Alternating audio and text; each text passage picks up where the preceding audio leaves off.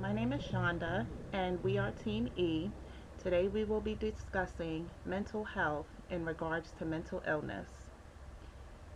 Just as diabetes is a disorder of the pancreas, mental illnesses are medical conditions that often result in a diminished capacity for coping with ordinary demands of life.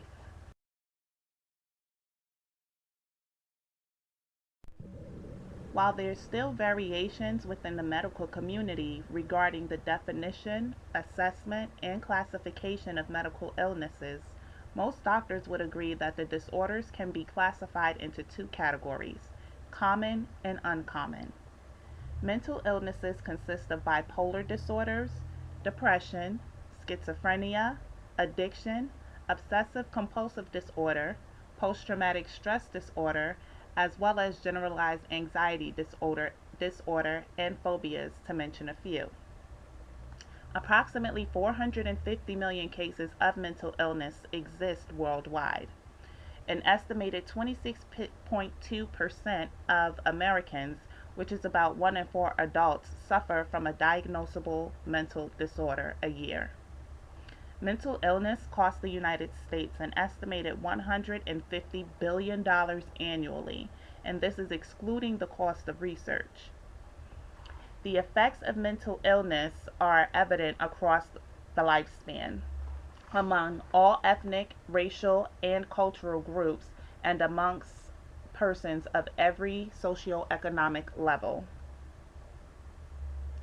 One theory says that mental illnesses and suicides can be linked to the altitudes, a pattern seen in mountain states.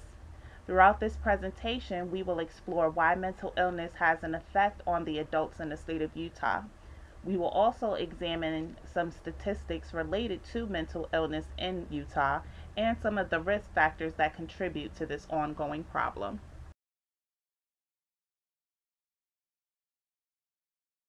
Utah has the nation's highest rate of mental illness.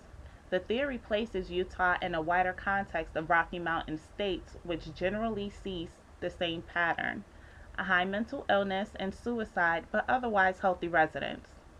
The region is sometimes called the suicide belt, and the theory is that the diminished oxygen at high altitudes may affect brain chemistry in a detrimental way for those prone to depression, bipolar, and schizophrenia. There's also indication that some medicines don't work as well in high altitudes. In addition to high altitudes, psychiatrists point to several other factors that could contribute to Utah's high level of depression, which consist of limited mental health resources, restricted access to treatment as a result of cost, poor quality of resources, and a varied list of other factors, which also include an underfunded educational system and a culture deeply rooted in the Mormon faith.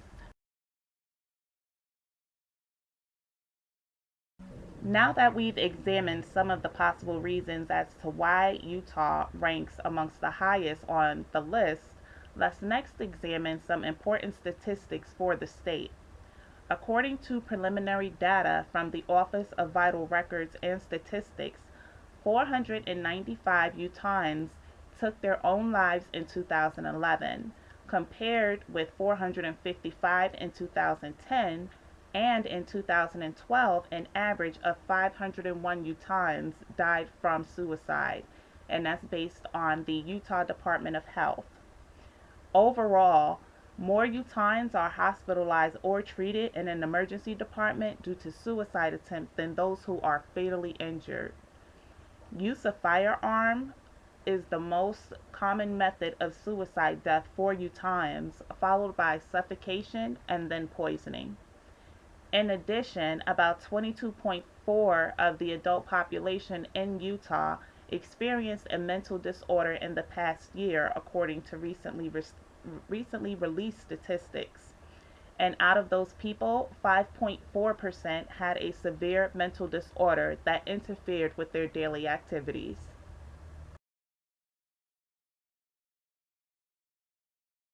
Let's now examine some of the risk and vulnerabilities among persons with mental disorders. Although the exact cause of most mental illnesses is unknown, it is becoming clear through research that many of these conditions are caused by a combination of genetic, biological, psychological, and environmental factors.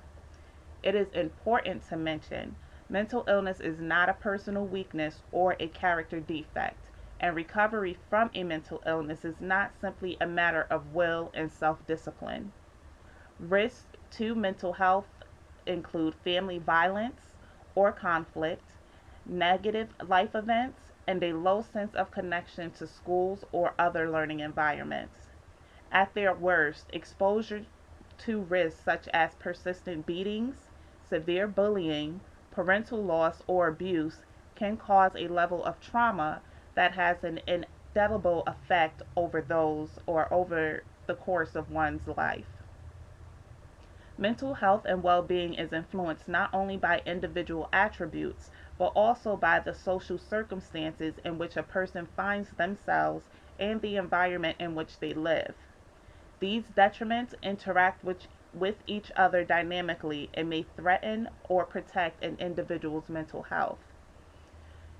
Mental illnesses can influence the onset, progression, and outcome of other illnesses and often correlates with health risk behaviors such as substance abuse, tobacco use, and physical inactivity.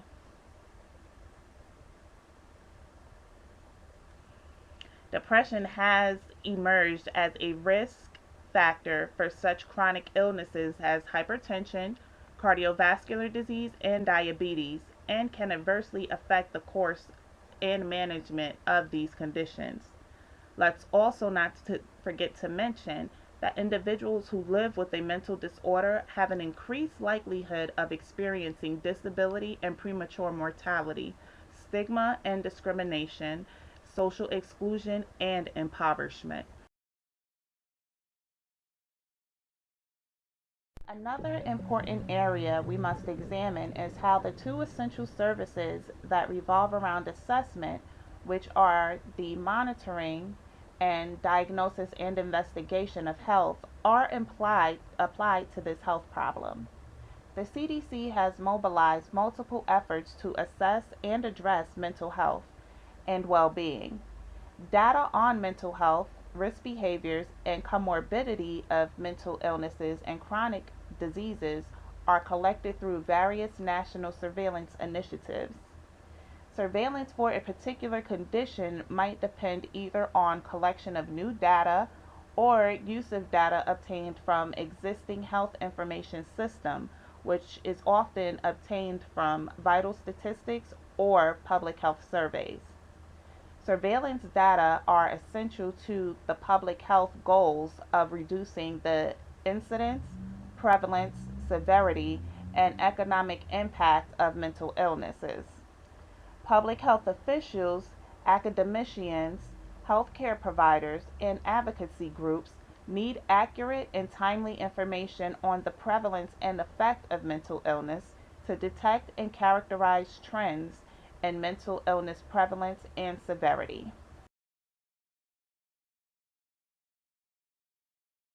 Now that we have explained how the two essential services revolve around assessment are applied to this health condition, let's explore what's been done in general to address the issue of mental illness. In order to overcome the barriers of closing the gap between resources and the need for treatment of mental disorders, and to reduce the number of years lived with disability and deaths associated with such disorders, the World Health Organization, also known as WHO, has created the Mental Health Global Action Program as part of a major effort to implement the recommendations mentioned in the World Health Report 2001 on mental health.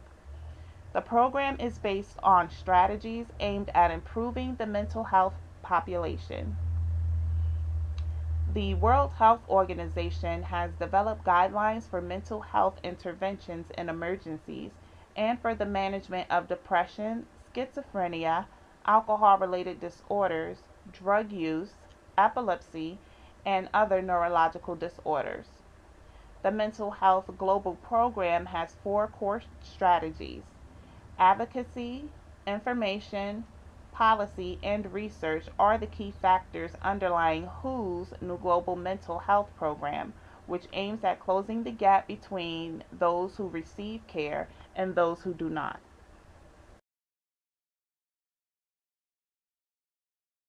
Considering Utah ranks amongst the nation's highest in mental illness, there are several community resource programs available to address these issues, such as the National Alliance on Mental Illness in Utah, which is also referred to as NAMI, Utah Support Advocates for Recovery Awareness, also called USARA, Parents Empowered, Allies with Families, New Frontiers for Families, Utah Parent Center, Utah State Hospital Substance Abuse and Mental Health Service Administration, which is also known as SAMHSA, and mentalhealth.gov, and that's just to mention a few.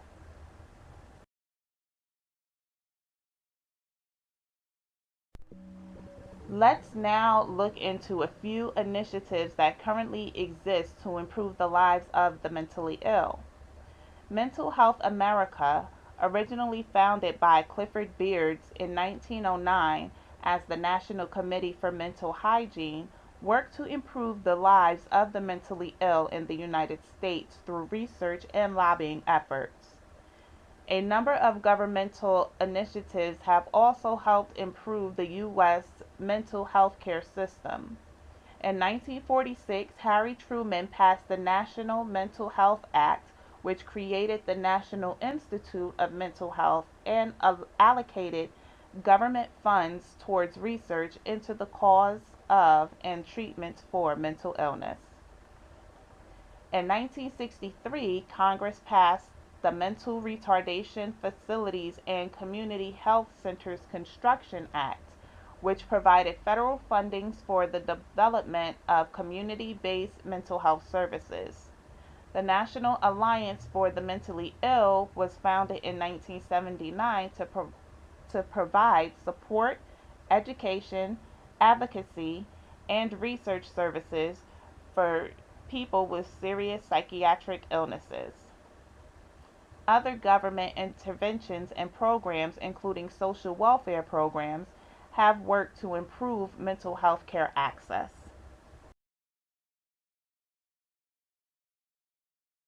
While most people with a mental illness can manage reasonably within the context of our larger healthcare system, those with chronic conditions require central public policy attention.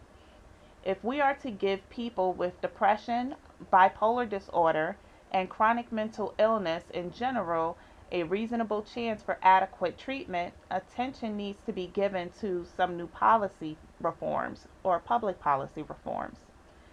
Mental health policies and plans are essential tools for the coordinating of all mental health services. Without such coordination, mental disorders are likely to be treated in an insufficient and fragmented manner. Policies are more likely to achieve the desired effect when they reflect a clear commitment from governments. Such policies should be designed to improve the care of and reduce the burden on those individuals with mental health, neurological, and substance use and abuse disorders. In addition, there is an urgent need for adequate health insurance for both physical and mental illnesses to be made available to all people at a price they can afford.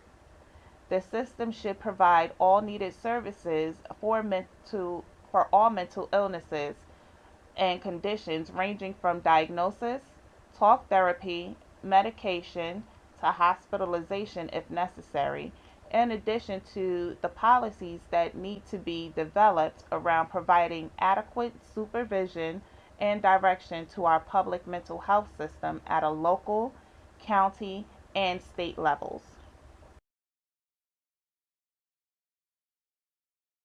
Now that we have mentioned a few policies that should be developed, let's look at those who should be present during the developmental stages. Stakeholders from relevant departments, institutions, and civil society should be identified and invited to such consultations. These participants must be selected based on their level of expertise and experience, consisting of psychiatrists, psychiatric social workers, psychologists, public health specialists, public analysts, program managers, human resource development experts, human rights activists, and public service providers to make sure all areas of mental health are covered when developing policies. Let's now discuss how the three essential services are applied to mental illness. People living with mental illnesses need help and hope. They need a community that supports them, their families, and their recovery process. Since mental illness devastates the lives of so many Americans, NAMI works every day to save every life. NAMI is the National Alliance on Mental Illness, the nation's largest grassroots mental health organization dedicated to building better lives for millions of Americans affected by mental illness. NAMI advocates for access to services, treatment, supports, and research and is steadfast in its commitment to raise awareness and build a community of hope for all of those in need. NAMI is the foundation for hundreds of NAMI state organizations, NAMI affiliates, and volunteer leaders who work in local communities across the country to raise awareness and provide essentially free education, advocacy, and support group programs. Public awareness events and activities including Mental Illness Awareness Week, NAMI Walks, and other efforts successfully combat stigma, promote awareness, and encourage understanding.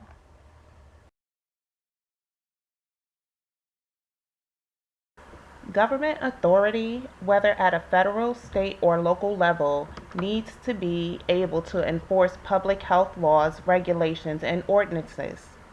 The CDC, the Center for Disease Control, would be considered a federal health authority, while the State Department of Health would be a state authority, and a local city or county department of health would be the local authorities. The health departments may work in conjunction with other government agencies, including police. In order to enforce these laws, regulations, the legislative branches of the government need to assure each government entity is empowered through law to act in public health emergencies and carry through any necessary interventions. The health departments are responsible to educate and inform the individuals affected by these laws, as well as the compliance with the regulations and laws.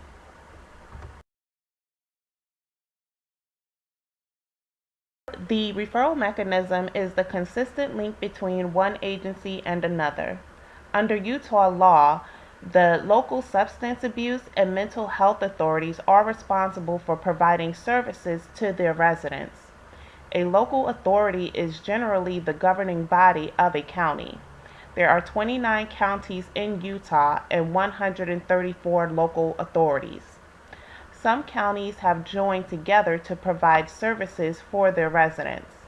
By legislative intent, no substance abuse or community mental health center is operated by the state.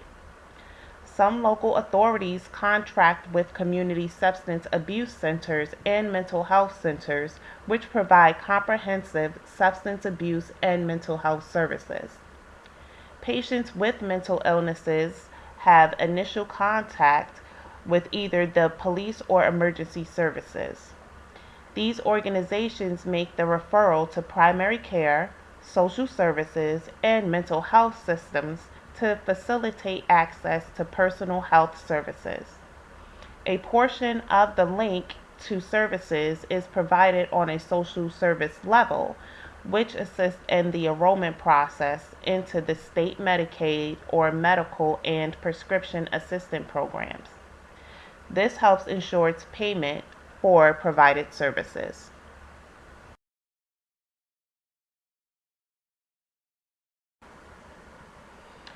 The task of assuring a competent workforce is multifaceted. The first portion, which has many levels, is actually the assurance of skill level in education. Training programs are implemented on a federal, state, and local level to assure the same level of knowledge is attained. The actual competency is set up by Medicare and Medicaid regulations if they are the primary paying source. Private insurances often put clauses in their contracts that state care workforce must meet the competency level required by Medicare and Medicaid regulations. The actual size of the workforce is vague. The regulations often state that there should be as much staff needed to provide safe and effective care. The determination of safe and effective care is done in the Department of Health survey process. During this survey, which would be an unannounced visit by an auditor, that auditor would evaluate for expected adherence to regulations. In the event that adherence was not met, it may be determined that additional staff is needed. In Utah, the R156-60-101 is an example of legislation that outlines the definition and expectations of mental health for the state. This rule is also known as the Mental Health Professional Practice Rule.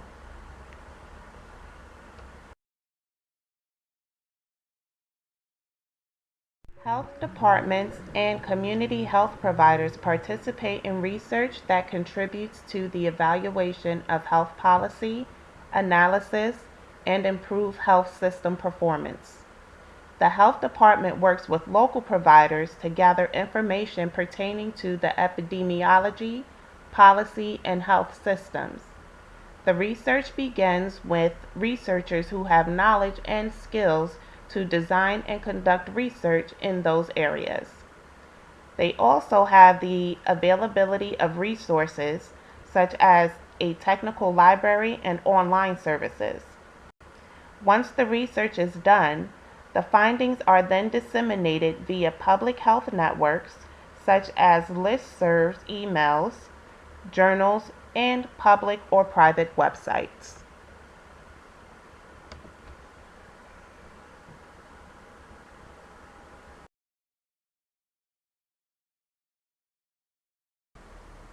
Throughout this presentation, we have discussed the high rate of mental illness in the state of Utah and its possible connection to the higher elevation found in the state of Utah, since higher elevation can not only increase the incidence of mental illnesses, but also the effectiveness of medications prescribed.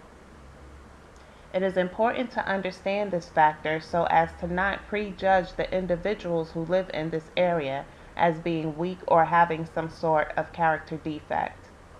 We have also discussed the importance of monitoring the health of individuals in the area as well as diagnosis and investigation of the condition.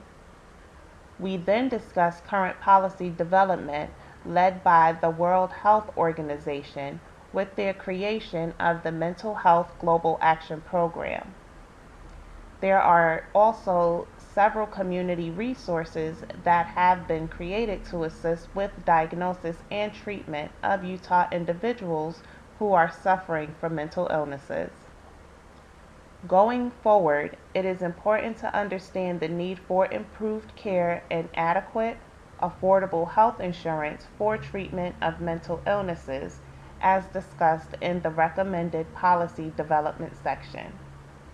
It is also important to understand the need for community individuals such as psychiatrists, social workers, and public health specialists to be a part of the development process in order to assure program development addresses the needs of the mental illness patient and their families. We've also provided assurances to the affected community with detailed analysis regarding enforcement of laws and regulations that protect health while ensuring safety, linking residents and/or patients with health services they need while assuring the provision of health when unavailable, discussing competent public and personal health care workforce while evaluating the effectiveness, accessibility, and quality of personal and population-based health services. Providing a vast amount of information within this presentation, it is important for those affected to know that peace of mind is a natural condition and is available to everyone. Maintaining one's health improves the quality of life. When we are free of depression, anxiety, excessive stress and worry, addictions, and other psychological problems, we are able to live our lives to the fullest. Mental health strengthens and supports our ability to have healthy relationships, make good life choices, maintain physical health and well-being, handle the natural ups and downs of life while discovering and growing towards our potential.